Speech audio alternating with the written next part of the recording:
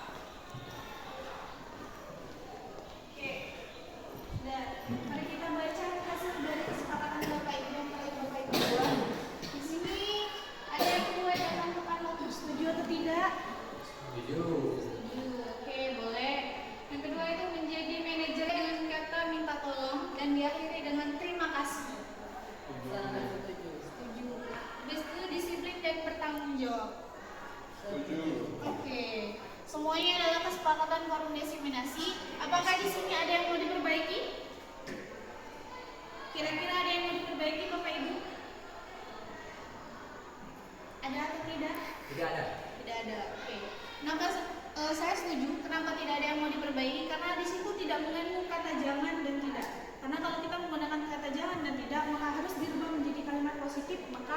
dibuatlah baru bisa berupa jadi kesepakatan. Kalau masih ada kata jangan dan tidak, itu bukan berupa kesepakatan. Begitu juga di dalam kelas. Jadi Bapak Ibu bisa membuat kesepakatan kelas terlebih dahulu sebelum memulai pelajaran. Baik itu mata pelajaran apapun, sejarah, karya, atau olahraga sekalipun. Jadi ketika kita sebelum memulai pelajaran, kita buat dulu bersama siswa kesepakatan kelas yang kita buat. Misal, datangnya ini tepat waktu. Terus hadir 15 menit sebelum saya masuk kelas. Boleh, silakan Bapak Ibu buat. Nah, jadi ada aturan yang memang merupakan kesepakatan sekolah atau aturan dari sekolah, artinya perjanjian. Ada juga merupakan kesepakatan kelas yang dibuat oleh Bapak dan Ibu sendiri. Jadi berbeda. Oke, inilah kesepakatan yang kita buat. Oke, next silakan. Oke, di sini adalah seorang guru yang baik harus memiliki kemampuan dalam mewujudkan budaya positif di sekolah. Budaya positif tersebut dapat dijalankan dengan menerapkan konsep-konsep inti seperti ini.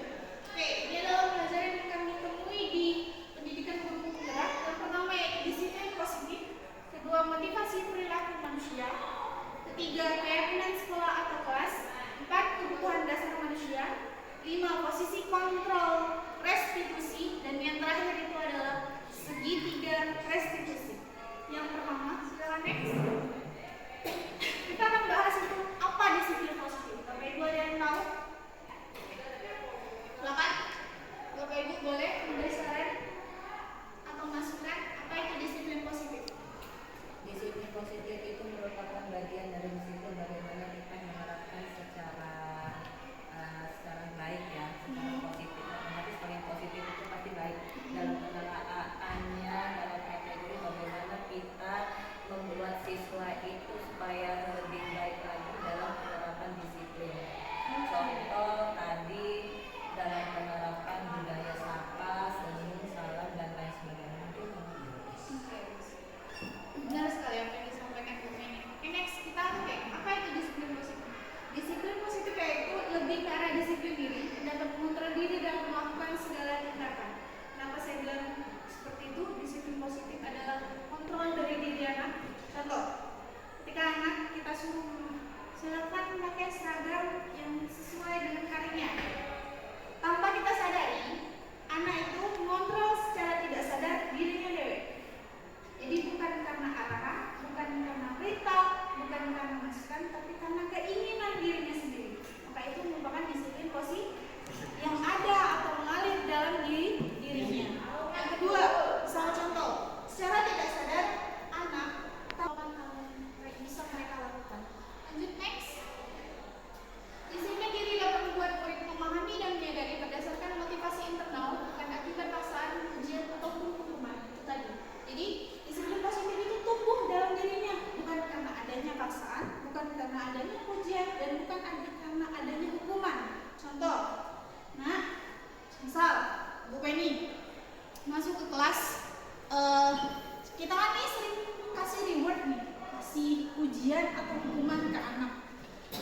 Tapi secara tidak langsung, hal itu baik gak sih buat anak? Sama misal Bapak Ibu ada di dalam kelas, misalnya kalau anak yang notabene tidak seluruhnya pasti patuh sama kita kan, pasti ada anak yang membangkang atau ibarat kata tidak menghormati kita sama sekali. Tapi bagaimana cara kita mengalir atau bagaimana cara kita mengatasinya? Hal itu kita lihat terlebih dahulu. Makanya hal ini bisa kita kontrol terlebih dahulu. Hal yang bisa mengalir atau misalnya keluar dari motivasi internalnya sendiri, maka itu secara tidak langsung keluar dari dirinya. Tapi kalau misalnya anak itu sudah dikasih arahan, dikasih masukan juga tidak mau, bagaimana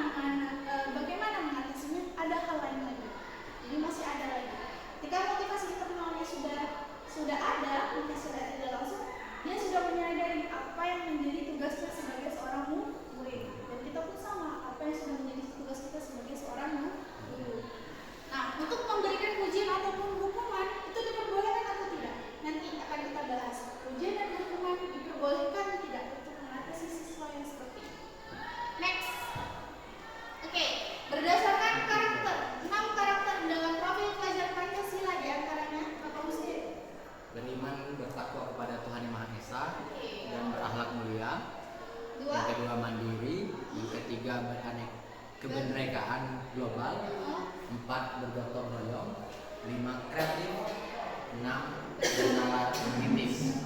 Nah, karakter profil pelajar Pancasila itu diperlukan dalam setiap sekolah. Kenapa saya bilang seperti itu? 6 karakter ini adalah mencerminkan seorang siswa. Jadi mau tidak mau motivasi ini harus ada di siswa. Bagaimana tugas kita sebagai guru dan bagaimana tugas siswa sebagai seorang siswa nantinya untuk kita atur, bukan kita atur, maksudnya kita arahkan. Silakan lanjut, next. Motivasi perilaku manusia. Apa itu motivasi? Andre, motivasi perilaku manusia. Perilaku keinginan buat perilaku yang datang yang akan berlanjut akan memotivasi kita berbuat baik atau berpihak. Oke, siap, benar sekali. Lanjut, next kita lihat apa itu motivasi perilaku. Oke, ada 3 motivasi perilaku dalam diri manusia. Yang pertama itu untuk menghindari ketidaknyamanan atau hukuman. Yang kedua untuk mendapatkan imbalan atau penghargaan dari orang lain. Yang ketiga itu untuk menjadi orang yang mereka inginkan dan menghargai diri sendiri dengan nilai-nilai yang mereka percayai. Menurut Bapak Ibu, di sekolah kita yang paling banyak 1, 2, atau 3? Satu-satu.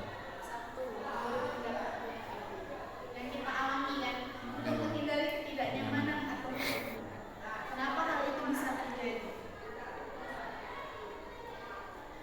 Apakah yang berdua juga jarang untuk mendapatkan imbalan atau penghargaan dari orang lain? Hanya sedikit. Hanya Misalnya yang sedikit. Apalagi yang nomor 3 sangat kurang sekali. Sangat kurang sekali. Tapi hanya sedikit. Oke, kenapa yang nomor 1? Alasannya seperti apa? Aku mungkin bisa jelaskan untuk menghindari ketidaknyamanan atau hukuman. Contohnya di maupun kampus nih boleh. Biasanya saat tugas anak-anak itu yang ngumpul tugas itu karena adalah kena hukum kan saya kira. Jadi bukan karena untuk mendapat nilai yang bagus atau pula sebagai motivasi dirinya untuk menjadi bertanggung jawab terhadap tugasnya, tapi itu tadi buat tugas untuk menghindari hukuman saat materi itu yang disampaikan. Iya, benar sekali. Yang lain setuju? Oke, iya, benar sekali. Di sekolah kita itu paling banyak untuk menghindari ketidaknyamanan untuk hukuman. Ya, jelas.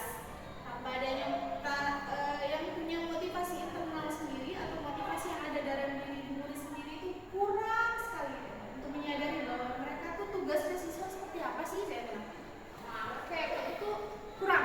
Mereka tuh lebih akan tidak ketidaknyamanan atau takut akan hukuman, itu yang paling takut tidak memenuhi tugas, takut jika tidak memakai seragam yang tidak benar, takut kalau tidak membawa apalagi tuh, takut kalau seandainya kadang juga ibarat kata membawa HP pun semena ibarat kata tidak ada sesuatu tuh itu didasarkan karena keinginan mereka sendiri, bukan karena keinginan yang ada dalam diri mereka untuk menjadi lebih baik. Tapi apakah 3 motivasi yang paling baik untuk mereka? Yang terakhir, yaitu menjadi orang yang mereka inginkan dan menghargai diri sendiri dengan nilai-nilai yang mereka percaya. Kenapa nomor 3 yang terbaik? Karena mereka menyadari tadi adanya motivasi internal. Mereka menyadari apa tugas mereka. Mereka menyadari tugas aku sebagai seorang siswa adalah belajar. Belajar seperti apa? Belajar keinginanku seperti apa? Maju seperti apa? Aku ingin jadi seperti apa? Itu adalah tujuan terakhir dari mereka. Kalau 2 itu masih dikategorikan berarti secara tidak langsung naluri motivasi internalnya belum ada sama sekali. Next. Oke, yang ketiga yaitu keyakinan sekolah atau kelas. Keyakinan menurut Bapak Ibu apa itu keyakinan? Lebih kayak kebenaran. Benar, Andre?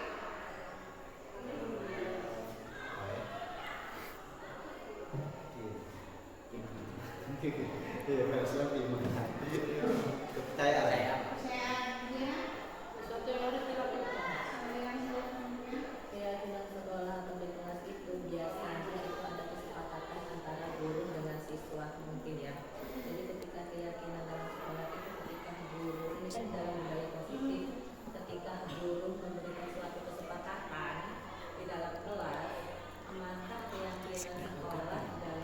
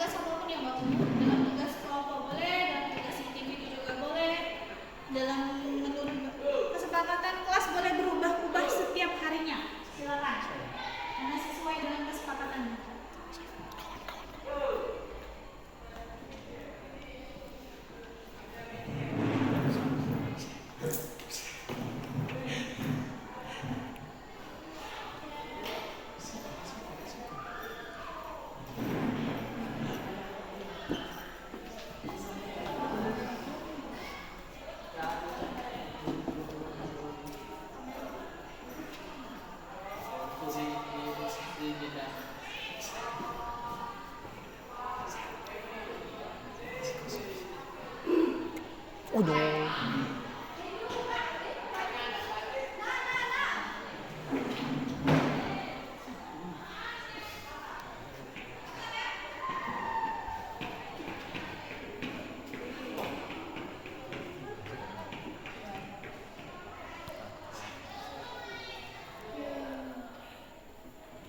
Nah, ini kelas yang oke, pertama kita baca sama-sama menurut Bapak Ibu kesepakatan yang akan dibuat di kelasnya adalah yang pertama, yaitu kesepakatan fokus belajar di kelas.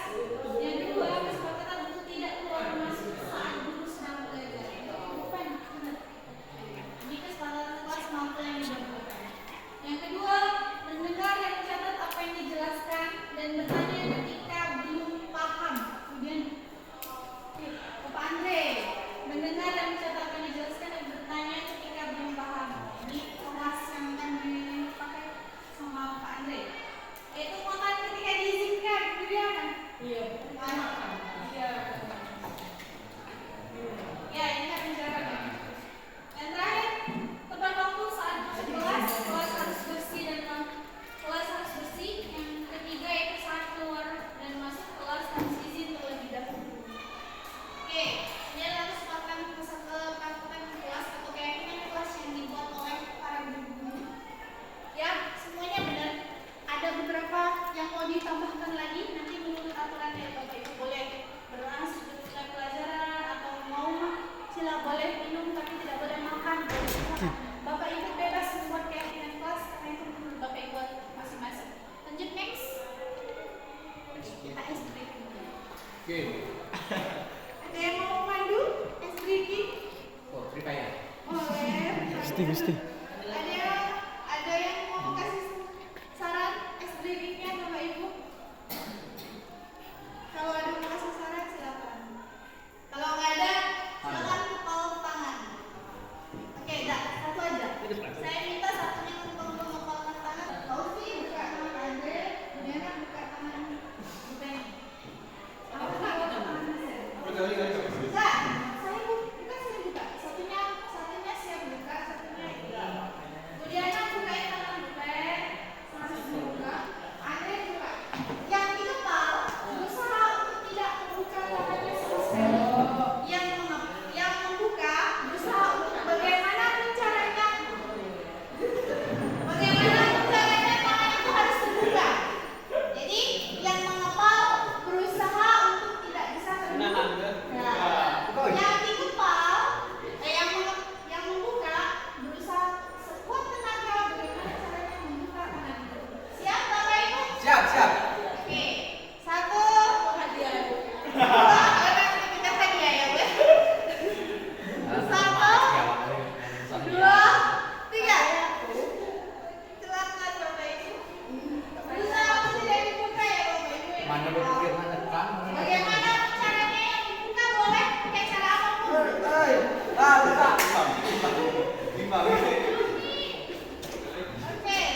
Oh,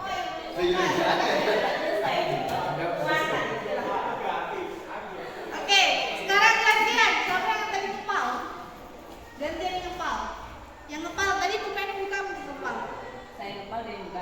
Sekarang gantian. Bu Diana yang ngepal, bukan yang buka. Pak Husni yang ngepal, Pak Andre buka. Silakan. Buka dah. Oke, silakan gantian. Ki kawan bagi. Oke, satu, dua, tiga. Silakan Bapak Ibu, bagaimana caranya harus dibuka?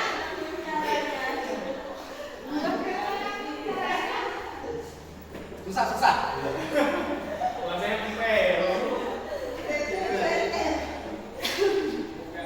Gampang ini buka karena sengaja ada. Dagingnya kan loh. Gampang ini. Oke, kita main aja deh. Bagi kawan deh. Cluenya apa? Empuk sekali. Ada yang mau mandu? Silakan Bapak Ibu. Ada Satu, berapa sadar? Gusti kawan. Oke, ini aja. Ada. Saya bilang pek, silakan lempar hentakan ke Meja. yang meja. Satu lagi ada pena di depan.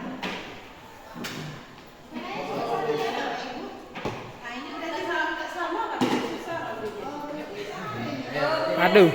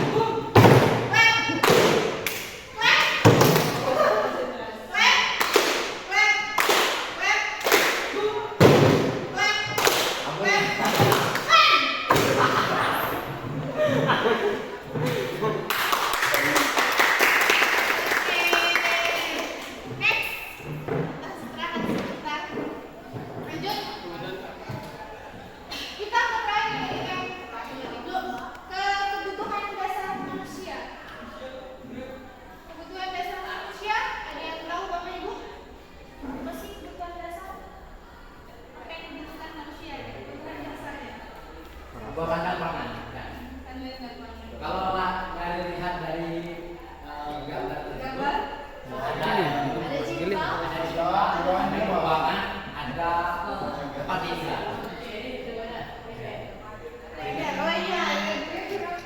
Lanjut, next kita lihat apa itu keputusan dasar manusia.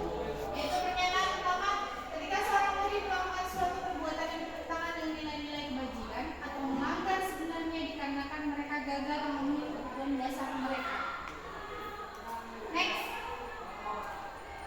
kebutuhan dasar manusia tadi dari sumber pasti dari berdasarkan gambar. Pertama, bertahan hidup. Kedua, kasih sayang dan rasa diterima. Ketiga, penguasaan. Empat, kebebasan. Dan yang terakhir, kesenangan.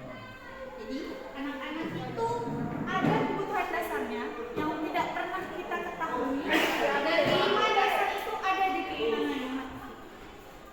Contoh, misalnya ada anak yang di kelas itu yang butuh perhatian, ya kan? Ada anak yang butuh kebebasan, kadang-kadang dalam kelas. Ada anak yang butuh kalau misalnya kita suruh SBG, pengennya. Ada yang butuh kesenangan dan ada yang butuh bertahan hidup. Itu nanti akan dijelaskan. Oke, kita lanjut next. Kita baca studi kasus. Silakan. Pak Andre, kelihatan studi kasusnya? Kelihatan. Boleh dibaca Pak Andre. Studi kasus. Ibu Zulaika, seorang guru wali kelas 9H, sedang bingung menghadapi salah satu murid di kelasnya. Sebut aja Tommy. Beberapa anak telah mengeluhkan Tommy yang seringkali meminta bekal makan siang mereka dengan paksa. Jika Anda menghadapi situasi seperti Ibu Zulaika, apa yang Anda lakukan? Menurut Anda, kira-kira apa alasan melakukan hal tersebut? Oke. Menurut Bapak Ibu tadi kita sudah jelaskan kebutuhan dasar manusia ada 5, ada bertahan hidup, ada rasa kesayangan, kebebasan, kesenangan, serta penguasaan. Menurut Bapak Ibu, dari studi kasus Ibu Zulaika yang dibutuhkan sama siswa itu apa? Bertahan hidup. Bertahan hidup. Makan. Alasannya karena Mungkin dia bawa bekal, tidak bawa bekal. Tidak bawa bekal. kurang kasih sayang perhatian mak. Karena tidak adanya perhatian dari orang tua yang karena setiap hari nggak bawa bekal, jadi dia minta sama teman-temannya. Dan tadi ada juga bilang bertahan hidup. Jadi bertahan hidup dan rasa diterima atau rasa sayangi. Lanjut next. Karena ia lapar dan orang tuanya tidak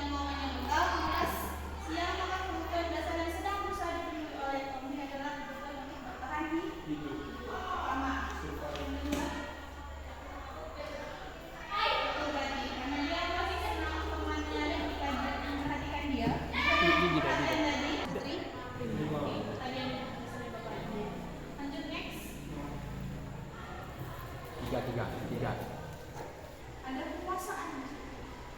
Oh iya. Karena dia merasa Paksa. karena dia merasa berkuasa bisa mengambil seluruh dan X. Itu kan karena dia merasa bosan dengan pengalaman yang kedua mungkin. Karena kita tidak tahu kan, karena situ hanya studi kasus yang tidak kita pernah tahu aslinya seperti apa. Mungkin dia tadi dibawa juga oleh ibunya dan karena tidak merasa bosan terus pengalaman itu pula, jadi dia bebas untuk makanan yang berbeda dari yang lain. Jadi dia menolak kemampuan kawannya. Next, alasan yang kelima, itu mungkin juga dalam hubungan kesehatan.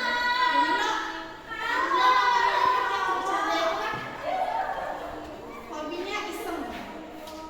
Jadi dia hobinya temannya, jadi secara alasan itu memenuhi kebutuhan dasarnya itu kesenangan. Next. Oke, kita belajar di sini dan ini yang perlu saya fokuskan. Posisi ada 5 posisi kontrol yang terakhir. Next. Yang pertama itu guru sebagai penghukum, kedua guru sebagai pembuat merasa bersalah, yang ketiga guru sebagai teman, yang keempat guru sebagai pemantau, dan yang terakhir guru sebagai manajer. Menurut Bapak Ibu, saya tidak akan menuliskannya, saya akan tuliskan di sini saja. Menurut Bapak Ibu sudah berada di posisi kontrol yang mana? Tidak apa, silakan buat. Lebih dari satu juga boleh Bapak Ibu, karena itu yang Bapak Ibu lakukan di kelas. Boleh lebih dari satu? Boleh? Sifat dari guru ya. Iya, sifat yang sudah Bapak Ibu alami sebagai posisi kontrol. Jabat-jabat ya. Pak Jabat sak dulu.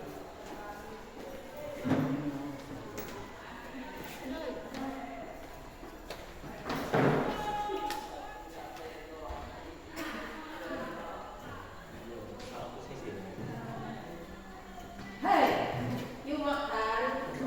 Tadi Karena Lola nih pakai guru. Lola dewe pakai guru. Sudah Bapak Ibu? Kita baca hasil posisi kontrol dari guru Bapak Ibu. Itu ada yang bertindak sebagai penghukum, teman dan manajer.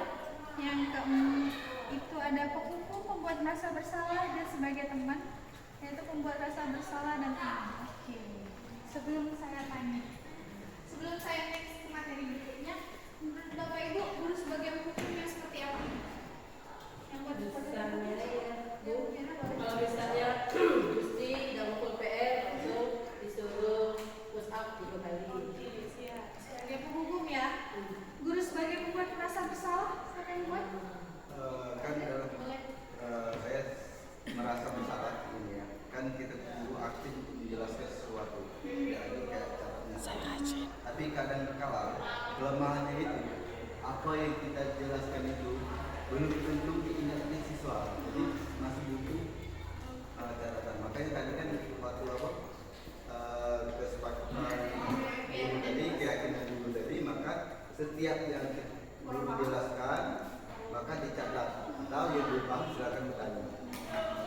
Jadi Andre merasa saya sudah sampai ngajar ke, kamu tidak mau ada yang bertanya, jadi intinya tidak ada timbal balik ya Pak. Oke, lanjut. Guru sebagai teman.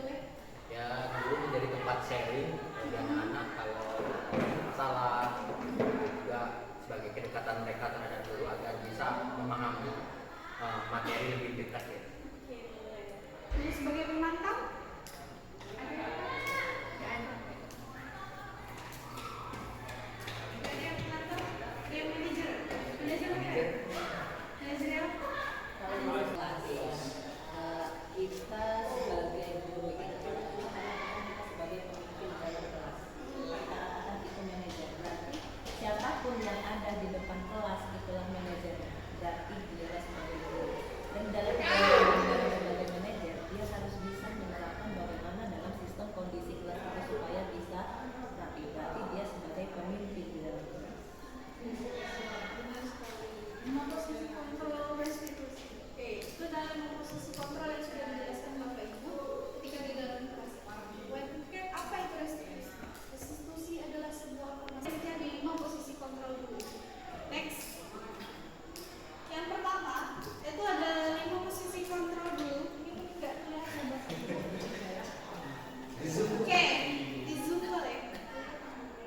bukan itu. Oke, yang pertama nanti kita bagi aja. Nah. Ya kan? Oke, yang pertama itu ketika jadi seorang hukum. Jadi ketika ada perkumpulan masalah, ini adalah draft identitas gagal, identitas berhasil atau sukses, dan identitas berhasil dan sukses atau ke atas kontrol diri. Ini kontrol luar diri, dan ini yang gagal sama sekali dari luar. Kalau guru berbuat, dan itu sebagai seorang hukum, yang artinya kerjanya seperti ini. Ada menghardik, menunjuk-nunjuk, menyakiti, dan menyindir itu secara tidak langsung sebagai seorang hukum. Membuat rasa bersalah, biasanya tuh ada kata-kata seharusnya kamu tuh dengerin bapak, kalau kamu tuh seperti itu, ibu kecewa dengan kamu, kamu tidak kasihan dengan ibu sudah capek-capek pergi dari rumah, misalnya ke sekolah buat dulu, atau misalnya bapak saja sakit masuk sekolah, ngajak kamu belajar. Yang merasa teman tadi membuatkan alasannya untuk murid. Jadi kata Pak Sili ada apa ibarat kata kedekatan secara personal antara murid dan murid. Yang pemantau itu yang menghitung dan mengukur. Jadi kalau pemantau itu lebih sifatnya ke melihat terlebih dahulu, habis itu bagaimana keberhasilannya baru dicek. Dan yang manajer itu mengajukan pertanyaan itu nanti. Nah, itu ada perkataannya di sini.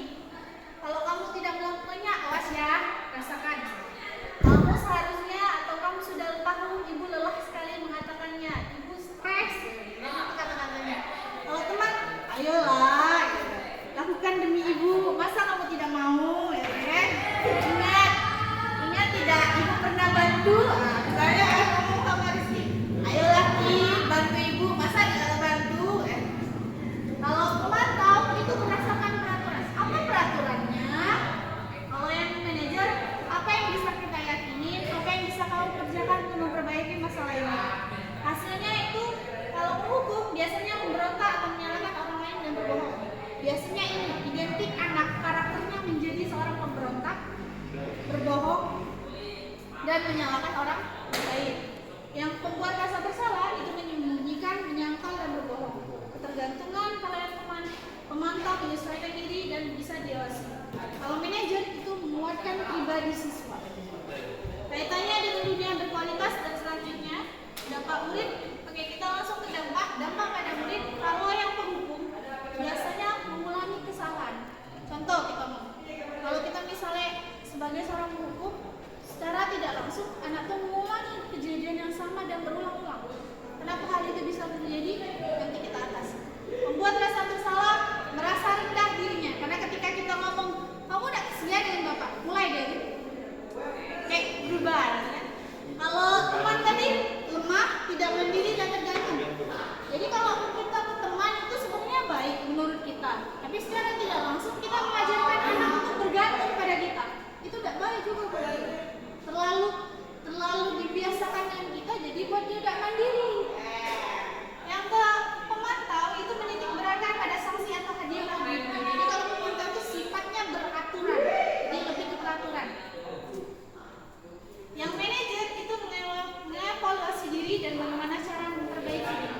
Jadi lebih ke memanajer atau menunjukkan motivasi internal dari dalam dirinya. Next.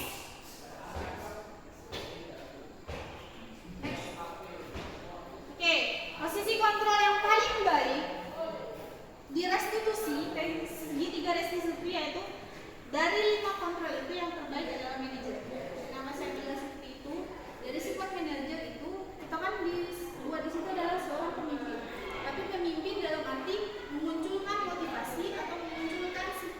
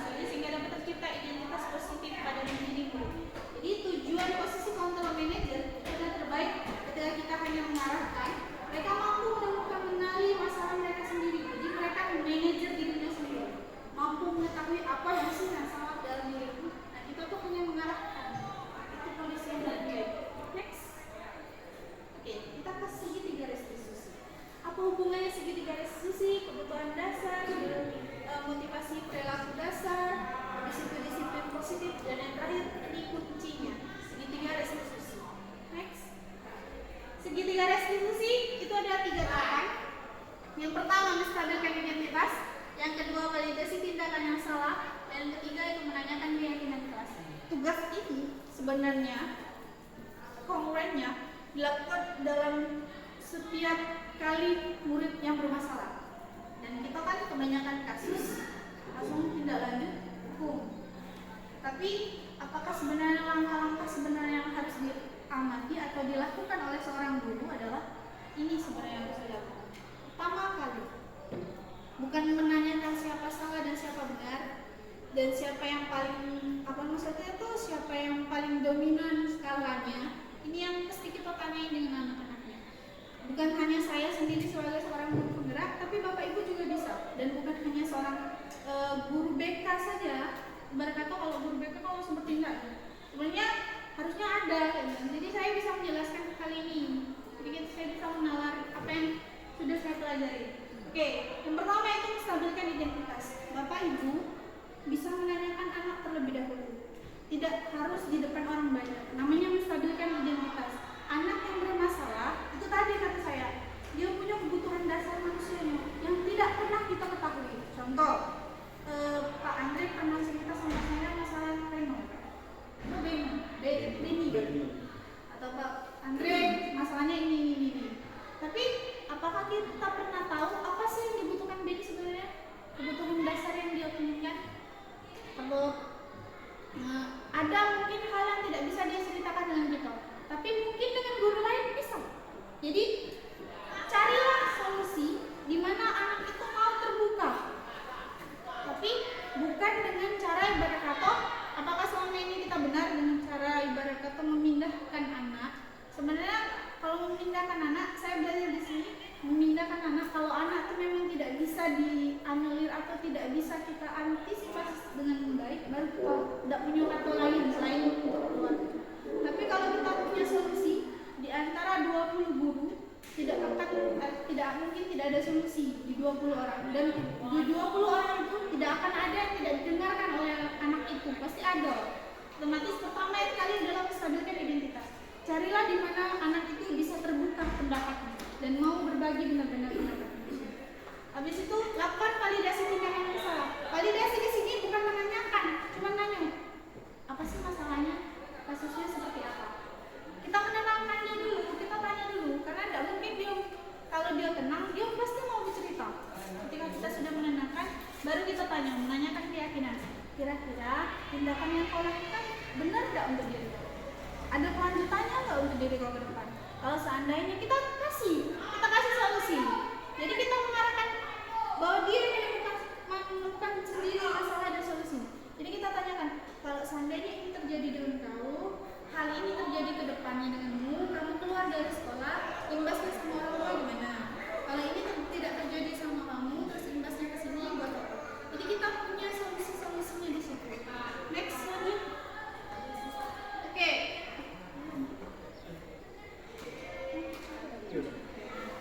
Menstabilkan identitas. Itu pertama itu dilakukan berdasarkan prinsip bahwa membuat kesalahan adalah bagian dari proses pembelajaran yang nantinya akan bergeser identitas gagal ke arah identitas sukses. Itu tadi, menstabilkan identitas artinya kita tanya terlebih dahulu masalahnya di mana, kasusnya seperti apa, arahnya jam berapa. Kita tanya benar-benar detail, face to face. Lanjut next. Menstabilkan identitas di sini adalah berbuat salah itu adalah hal yang manusiawi. Karena setiap orang pasti berbuat salah. Saya pun bisa. Tidak ada manusia yang sempurna. Ketika kita pasti merasakan permasalahan ini, Bapak Ibu tidak tertarik untuk mencari tahu siapa yang benar, siapa yang salah. Jadi kita tidak benar-benar menjadi seorang manajer dan tidak menyalahkan dirimu sendiri terus-menerus apakah kamu itu bersikap baik pada dirimu. Jadi kita menanyakan anak itu tidak tahu siapa yang salah dan siapa yang benar. Kita cari dua-dua anak-anaknya, kita cari solusi, tapi diadakan pertemuan tidak di sekali tempat. Misal ada kasus antara siswa 1 dengan siswa 2. Siswa 1 jangan ditemukan dengan siswa 2-nya sekaligus. Biasanya kalau 1 dengan 2 di sekaligus tambah ngamuk biasanya kan. Biasanya. Next.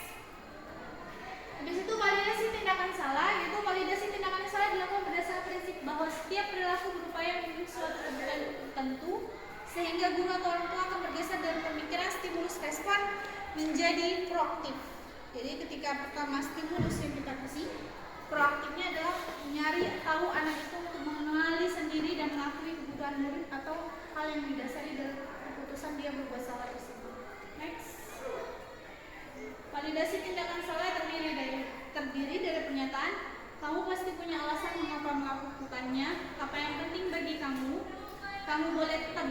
menjaga sikap itu, tapi tambahkan sikap yang lain yang baru untuk kamu lakukan sesudahnya. Kamu melakukan hal itu tanpa harus kamu bisa melakukan hal lain tanpa harus memukul.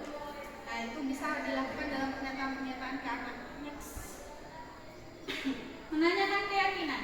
Menanyakan keyakinan yaitu dilakukan dengan memberi pertanyaan-pertanyaan bermakna kepada murid atau anak untuk memunculkan motivasi secara intensif sehingga mampu mengaitkan keyakinannya dengan tindakan yang salah tadi.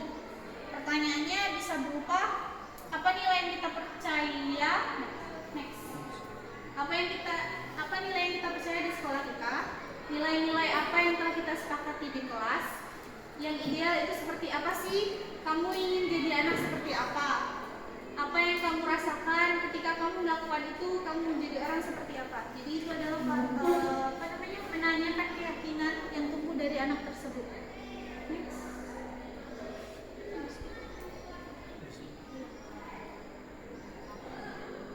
Oke.